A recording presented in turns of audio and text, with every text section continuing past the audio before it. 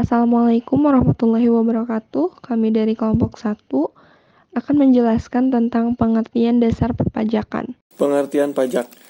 Menurut Profesor Rohmat Sumitro, SH, pajak adalah iuran rakyat kepada kas negara berdasarkan undang-undang, dapat dipaksakan dengan tidak mendapat kontraprestasi, yang langsung dapat ditunjukkan dan digunakan untuk membayar pengeluaran umum. Adapun jenis-jenis pungutan pajak, yang pertama ada bea masuk dan bea keluar. Bea masuk adalah pungutan negara yang dikenakan terhadap barang impor. Sedangkan bea keluar adalah pungutan negara berdasarkan undang-undang kepabeanan yang dikenakan terhadap barang ekspor. Yang kedua ada cukai. Cukai adalah pungutan negara yang dikenakan terhadap barang-barang tertentu yang mempunyai sifat atau karakteristik yang ditetapkan dalam undang-undang cukai. Selanjutnya ada retribusi. Retribusi adalah pungutan daerah sebagai pembayaran atas jasa atau pemberian izin tertentu yang khusus disediakan dan atau diberikan oleh pemerintah daerah untuk kepentingan orang pribadi ataupun badan. Yang selanjutnya ada iuran. Iuran adalah sejumlah uang yang dibayar secara teratur oleh peserta, pemberi kerja, dan atau pemerintah. Selanjutnya adalah fungsi pajak. Yang pertama ada sumber keuangan negara. Fungsi budgeter atau sumber keuangan negara artinya pajak merupakan sumber penerimaan pendapatan negara yang akan digunakan untuk membiayai pengeluaran negara baik yang rutin maupun pengeluaran umum lainnya dalam pembangunan. Yang kedua ada fungsi pengatur.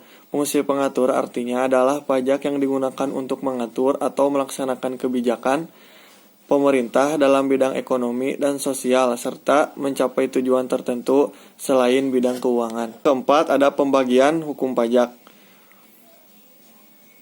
Yang pertama ada hukum pajak material, adalah peraturan atau norma yang menjelaskan keadaan, perbuatan, dan peristiwa hukum yang harus dikenakan pajak, kepada siapa dikenakan, dan berapa besarnya pajak yang harus dibayar. Yang kedua ada hukum pajak formil, yaitu peraturan mengenai cara melaksanakan hukum pajak material. Hukum ini memuat tentang cara menetapkan utang pajak, kewajiban pajak ketiga, dan prosedur dalam pemungutan. Kelima, ada teori yang mendukung pungutan pajak. Yang pertama ada teori asuransi, kedua teori kepentingan, tiga teori gaya pikul, keempat teori ajas gaya beli. Adapun pengertian dari teori asuransi adalah teori yang menyamakan negara dengan perusahaan asuransi untuk mendapatkan perlindungan warga negara harus membayar pajak sebagai premi. Selanjutnya ada teori kepentingan. Teori kepentingan adalah teori yang menjelaskan di mana negara mengawasi pembagian beban pajak pada kepentingan masing-masing individu yang harus dipungut dari warga negaranya. Selanjutnya ada teori gaya pikul. Teori ini menyatakan bahwa dasar keadilan pemungutan pajak terletak pada jasa-jasa yang diberikan oleh negara kepada warganya, yaitu perlindungan atas jiwa dan harta bendanya. Teori ini menekankan pada asas keadilan bahwasanya pajak haruslah sama beratnya untuk setiap orang.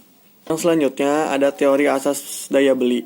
Maksudnya memungut pajak berarti menarik daya beli dari rumah tangga masyarakat untuk rumah tangga negara. Selanjutnya negara akan menyalurkan kembali ke masyarakat dalam bentuk pemeliharaan kesejahteraan masyarakat. Dengan demikian kepentingan seluruh masyarakat lebih diutamakan. Yang keenam ada pengelompokan jenis pajak. 1. Menurut golongan. Pajak langsung, yaitu pajak yang harus ditanggung sendiri oleh wajib pajak seperti pajak penghasilan atau PPh. Selanjutnya ada pajak tak langsung, yaitu beban pajak yang dapat dilimpahkan pada pihak lain seperti pajak pertambahan nilai atau PPN. Yang kedua ada pengelompokan jenis pajak menurut sifat. 1. Pajak subjektif, yaitu pajak yang pengenaannya memperhatikan kondisi subjektif wajib pajak.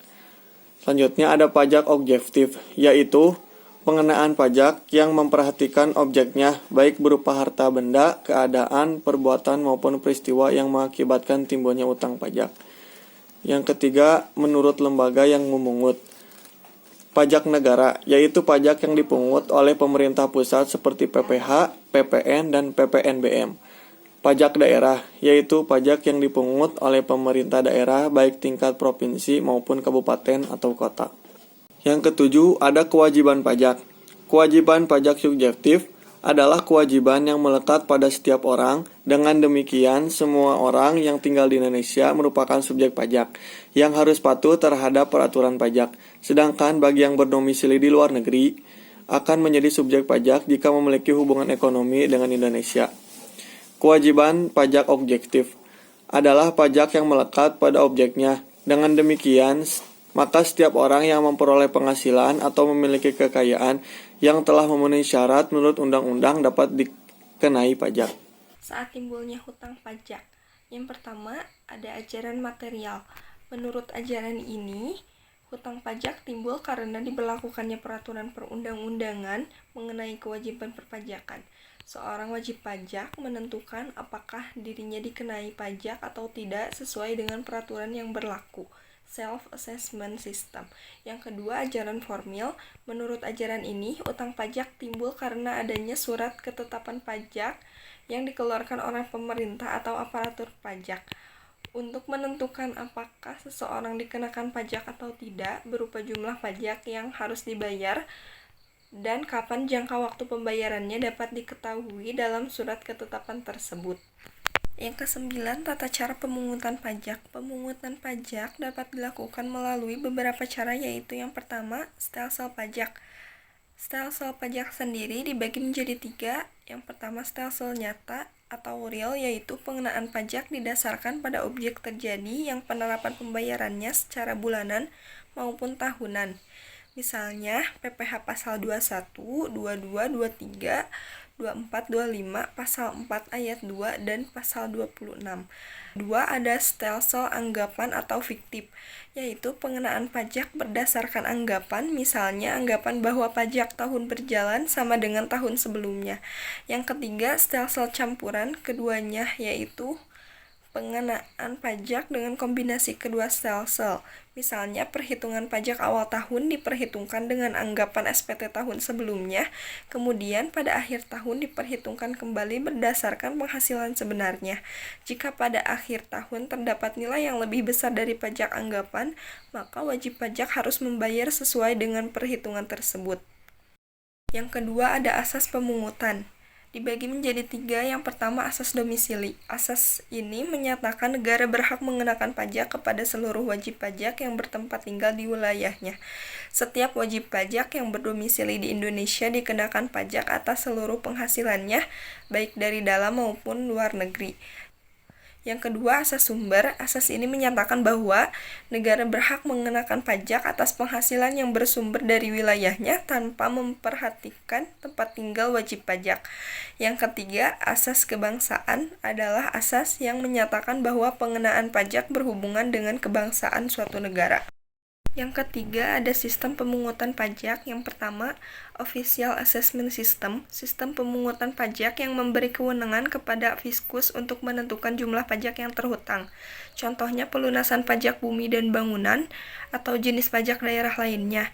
Yang kedua, Self-Assessment System, sistem pemungutan pajak yang memberi kewenangan kepada wajib pajak untuk menentukan sendiri jumlah pajak yang terhutang. Oleh karena itu, wajib pajak diberi kepercayaan untuk menghitung sendiri pajak yang terhutang, membayar sendiri, melaporkan sendiri, dan mempertanggungjawabkan pajak yang terhutangnya. Contohnya PPN dan PPh. Yang ketiga, ada Withholding System, sistem pemungutan pajak yang memberi kewenangan kepada pihak ketiga yang ditunjuk untuk menentukan besarnya pajak yang terhutang oleh wajib pajak sesuai dengan peraturan perundang-undangan yang berlaku. Pihak ketiga diberi kewenangan untuk memotong, memungut pajak, menyetorkan, dan mempertanggungjawabkannya. Contoh pemungutan penghasilan karyawan atau PPh pasal 21. Yang ke-10, berakhirnya hutang pajak. Hutang pajak akan berakhir atau terhapuskan manakala terjadi hal-hal sebagai berikut. Yang pertama, pembayaran atau pelunasan pajak yang dapat dilakukan sendiri oleh wajib pajak dengan pemotongan atau pemungutan oleh pihak lain maupun kredit pajak luar negeri. Yang kedua, kompensasi dapat diartikan sebagai kompensasi kerugian atau karena kelebihan pembayaran pajak. Yang ketiga, kadaluarsa, yaitu telah melewati batas waktu tertentu. Hutang pajak akan kadaluarsa setelah melewati 10 tahun terhitung sejak terhutangnya pajak atau berakhirnya masa pajak, bagian tahun pajak atau tahun pajak yang bersangkutan. Dan yang keempat, pembebasan atau penghapusan wajib pajak tertentu dapat dinyatakan hapus pajak terhutangnya oleh fiskus karena tidak mampu memenuhi kewajibannya karena keadaan keuangan wajib pajak setelah dilakukan penyidikan. Yang ke-11 ada syarat pemungutan pajak. Yang pertama, equality dan equity. Syarat equality berarti bahwa setiap orang pada keadaan yang sama harus dikenakan pajak yang sama. Sedangkan equity memiliki arti bahwa sesuatu hal yang secara umum bisa dianggap adil, tetapi hal itu belum tentu adil dalam kasus tertentu.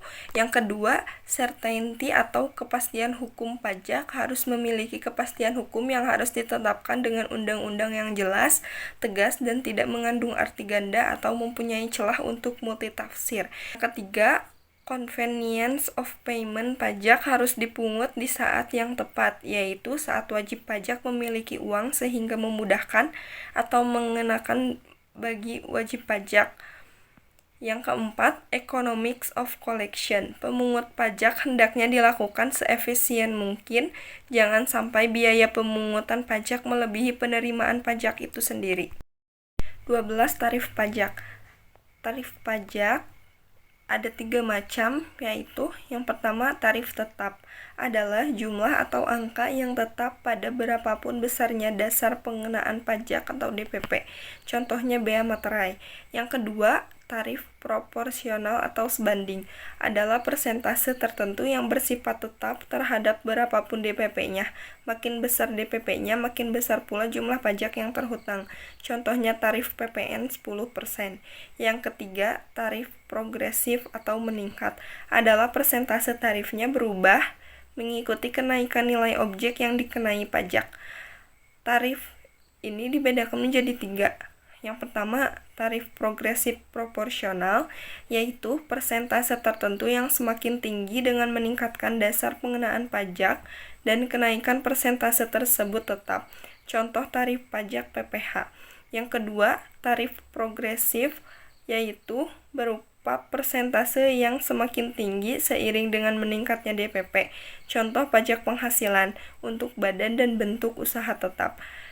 Yang ketiga, tarif progresif degresif, yaitu persentasenya meningkat dengan meningkatnya DPP, tetapi kenaikan persentase tersebut semakin menurun.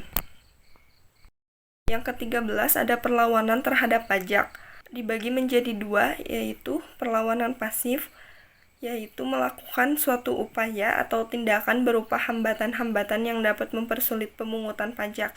Yang kedua, perlawanan aktif adalah meliputi semua usaha dan perbuatan yang secara langsung ditujukan kepada fiskus dengan tujuan agar tidak dikenai pajak, misalnya menghindari pajak, menyelundupkan pajak, atau mengelakkan dan melalaikan pajak. Yang ke-14 ada peradilan atas hukum pajak. Menurut Profesor Dr. Rahman Sumitro, penyelesaian sengketa pajak dapat dibagi menjadi 2, yaitu melalui kuasa peradilan atau peradilan semu. Penyelesaian sengketa pajak dapat dilakukan melalui kuasi peradilan atau peradilan semu. Jika saluran hukum tersebut tidak dapat terselesaikan, maka dapat dilakukan dengan cara surat banding.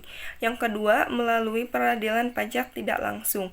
Pajak tidak langsung tidak menggunakan surat ketetapan pajak dan khohir, melainkan besarnya pajak yang terutang dihitung sendiri oleh wajib pajak sesuai ketentuan undang-undang. Proses peradilan pajak tak langsung dapat dimulai dengan 2 cara, yaitu penuntutan kembali kelebihan pajak, menyanggah surat paksa yang diberikan kepada wajib pajak. Jadi untuk kesimpulannya, pajak merupakan peralihan kekayaan dari masyarakat kepada negara sebagai kontribusi wajib oleh orang pribadi atau badan berdasarkan undang-undang, dengan tidak mendapat imbalan secara langsung dan digunakan untuk keperluan negara bagi sebesar-besarnya kemakmuran rakyat. Pajak memiliki fungsi sebagai sumber keuangan negara dan berfungsi untuk mengatur atau reguleren. Pajak terdiri dari pajak yang bersifat langsung dan tidak langsung, sedangkan dilihat dari yang memungut terdiri dari pajak negara dan pajak daerah. Setiap warga negara merupakan subjek pajak yang harus patuh terhadap aturan hukum, khususnya yang mengatur perpajakan. Hukum pajak dibagi menjadi dua, yaitu hukum pajak material seperti UU PPH, PPN, dan UU PPNBM, UU PBB, dan lain-lain. Dan hukum pajak formil sebagai aturan pelaksanaannya, misalnya UU KUP.